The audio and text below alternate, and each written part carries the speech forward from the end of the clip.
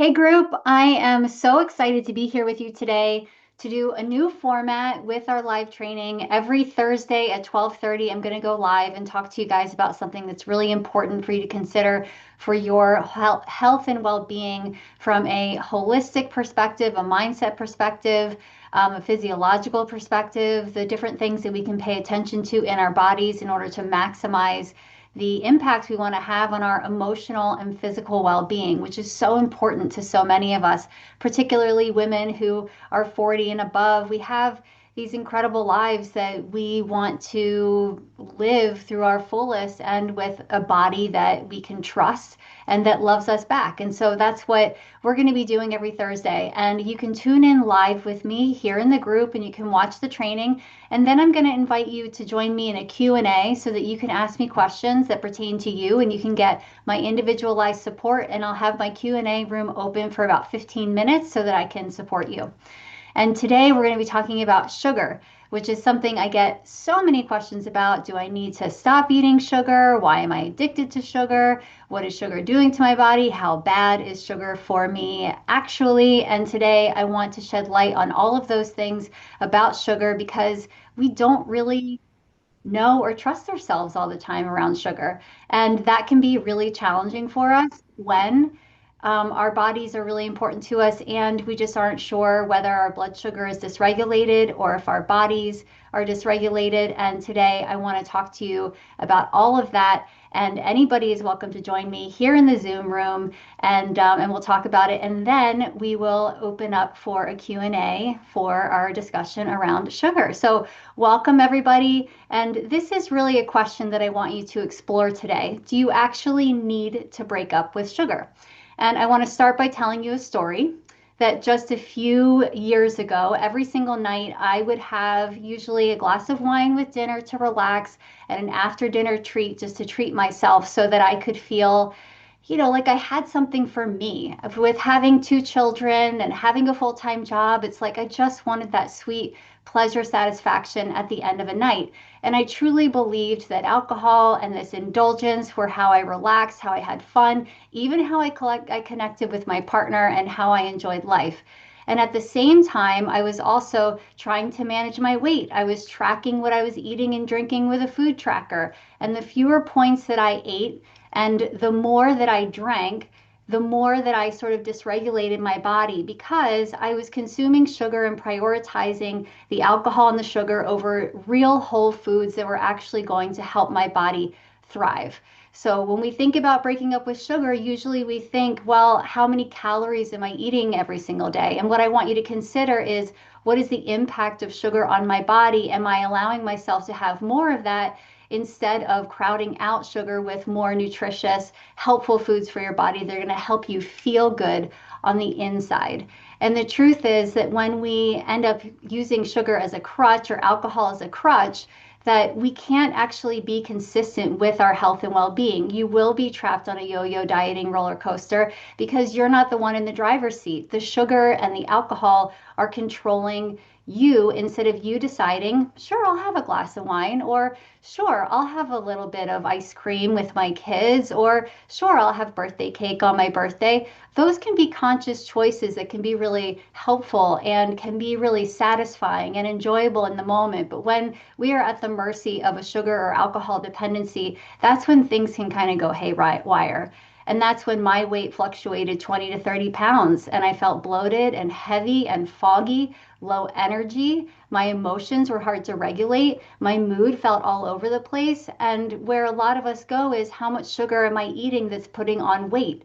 And what I want to ask you today is how much sugar is affecting or impacting the way that you feel, your mood, your anxiety, your stress levels.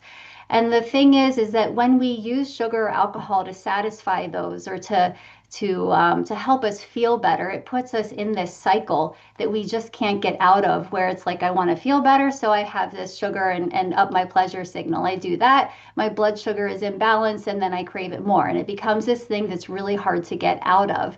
And so every day, even sugar in even small amounts, when it's a part of a dependency, when it's a part of an addiction, when it's a part of not being a conscious choice, can impact not just our physiological self, but our emotional well-being, because dependency itself feels bad. It feels like you're out of control.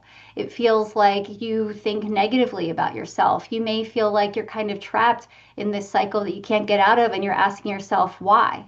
And blood sugar spikes, when they happen repeatedly, activates the stress hormones. It activates the brain's immune cells and it contributes to neuroinflammation. And we think that maybe it's emotional eating or it's our personality or we don't have enough willpower. But sometimes it is blood sugar. And if you're thinking, I always blame myself, I want you to realize that this is also a physiological response. And so when it's physiological, we can also do something about it. You have more power over your body than you think you do. And the brain can get on board when we speak kindly to ourselves and we understand more about how sugar is making us feel instead of how sugar is causing us to put weight on. If it was as easy as avoiding sugar, we would have done it already. If it was willpower, you wouldn't feel stuck. So instead of asking yourself, do I need to give it up? I want you to ask yourself this very important question. What is my relationship with sugar? Because maybe it's not about breaking up with it entirely. Like any relationship that needs healing, maybe it's about empowering yourself in that relationship and understanding what's actually going on with that relationship so that when it's healed, you can actually be in a position of having an appropriate relationship, an appropriate response with sugar. So here's the things that I want you to ask yourself. When do I make excuses to have sugar or alcohol? Is it late in the afternoon when I'm tired? Is it after dinner when I want to exhale? Is it when I'm anxious? Is it when I'm lonely? And then you're going to ask yourself, how do I feel before I indulge? Am I eager? Am I longing? Do I feel like I deserve it? Do you feel like you shouldn't do it? How do you feel during? Mindless? Is it temporary relief? And how do I feel 30 minutes later? Do I feel guilty about it? Do I feel like I wish I hadn't do it? Do I feel physiologically unwell, like bloated or tired or that I'm crashing?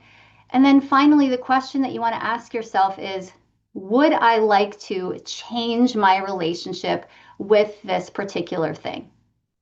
Who do I want to be in this relationship with sugar and alcohol? How do I want to feel before, during, and after I have it? How do I want to feel about my relationship with it? Do I want to feel empowered? Do I want to feel in partnership with it? That me and sugar and alcohol can hang out sometimes and it's going to be totally safe, right?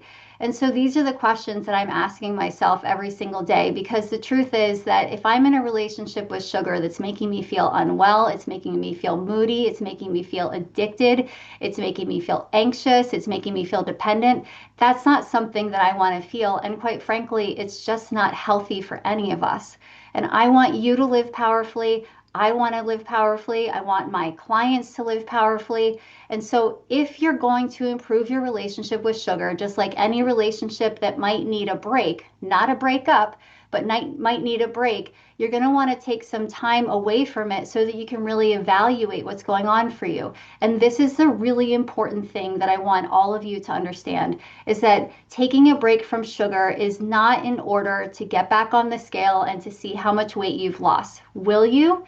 Maybe. But what I want you to think about instead is gathering data about how it makes you feel. Are you anxious about it? Are you mad about it? Are you feeling, are you getting headaches? Are you feeling like you can't live without it? Are you feeling dependent on it? Are you feeling like you just can't take it anymore and you want to have it and you deserve it? All of those things, when written down in a journal or spoken about with a coach, can be really helpful in getting to the bottom of healing this relationship instead of saying yes or no, black and white, I'm on or off sugar. Understanding that relationship on a deeper level is going to help you empower yourself in the relationship with sugar so that you aren't always thinking that you're bad or that sugar is bad. It's just a matter of how can I live with this in my life in a way that doesn't take away from the way that I feel emotionally and physically.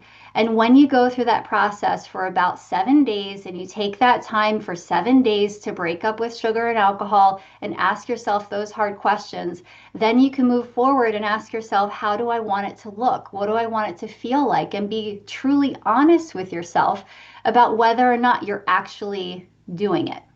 This doesn't become something out of punishment. It's not something out of deprivation. It's literally data collection.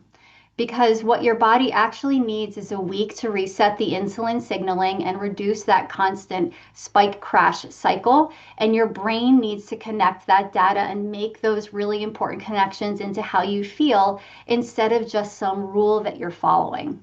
Okay. I work with my clients on identifying what actually needs to happen in their unique situations to heal their relationship with sugar. So if that's something that you want, I am going to leave an empowerment call link. It's a free link to join me to talk about your relationship with sugar. It's a 20-minute call if you want to join me one-on-one. I'm also going to put a link to a Q&A for this Zoom call, and I already have some people joining me, so that we can talk about your relationship with sugar and see how you can move forward so that you can feel balanced and your relationship doesn't feel broken and something that you have to be on or off for the rest of your life.